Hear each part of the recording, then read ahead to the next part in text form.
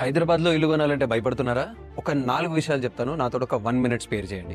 మనం ఎంతో కష్టపడి ఒక ప్రాజెక్ట్ సెలెక్ట్ చేసుకుంటాము. సెలెక్ట్ చేసుకున్న తర్వాత ఆ ప్రాజెక్ట్ లో డబ్బులు కట్టి లోన్ తీసుకొని ఇవన్నీ తీసుకొని చేసిన తర్వాత అది కన్స్ట్రక్షన్ అవుతుందో అవ్వదో అన్న భయంతో ఏ టైంకి డెలివరీ అవుతుందో అర్థం కాకుండా రోజు టెన్షన్ పడుతూ ఉండడానికి మీరు భయపడుతున్నారా? 70-80% కన్స్ట్రక్షన్ అయిపోయిన ప్రాజెక్ట్ లో మీరు కొనుక్కుంటే ఎట్లాంటి భయం లేకుండా మీరు కొనేసుకోవచ్చు.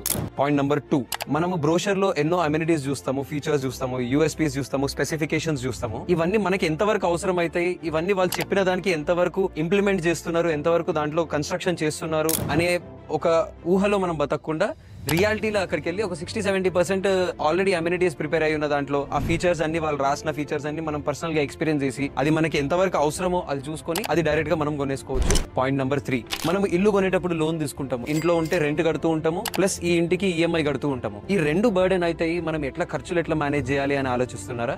అట్లాంటప్పుడు కొంచెం పొజిషన్ కి దగ్గరలో ఉన్న ఫ్లాట్ తీసుకుంటే ఒక 4 నుంచి 5 నెలలు మీరు రెంట్ కమ్ ఈఎంఐ మేనేజ్ చేసుకుంటే దాని తర్వాత హ్యాపీగా లైఫ్ లాంగ్ ఇంకా రెంటల్ లేకుండా మీ సొంత ఇంట్లో మీరు ఉండొచ్చు. పాయింట్ నెంబర్ 4, కష్టపడి కొని లోన్లు తీసుకొని ఎన్నో ఆశలు పెట్టుకొని ఒక ప్రాజెక్ట్ ఫైనలైజ్ చేసుకొని దాని ఒక అగ్రిమెంట్ చేసుకున్న తర్వాత ఏదో లీగల్ కాంప్లికేషన్స్ లో ఆ ప్రాజెక్ట్ ఇరుక్కుపోతే ఎంత బాధ ఉంటుంది. ఆల్మోస్ట్ ఫినిషింగ్ కి ఒక 5 నుంచి 6 నెలలు దూరంలో ఉన్న ప్రాజెక్ట్ లో మీరు సెలెక్ట్ చేసుకుంటే మీకు కావాల్సిన ఇన్వెంటరీ, మీకు నచ్చిన ఫ్లాట్ హ్యాపీగా తీసుకుంటే లీగల్ కాంప్లికేషన్స్ లో ఆ ఫ్లాట్ ఇరుక్కునే ఛాన్స్ చాలా తక్కువగా ఉంటుంది. సో ఫైనల్ గా నేను చెప్పేది ఏంటంటే ఒక్క 100 రూపాయలు ఎక్కువైనా పర్లేదు, హైదరాబాద్ లో మీ ఇంటి కలని నెరవేర్చుకోండి.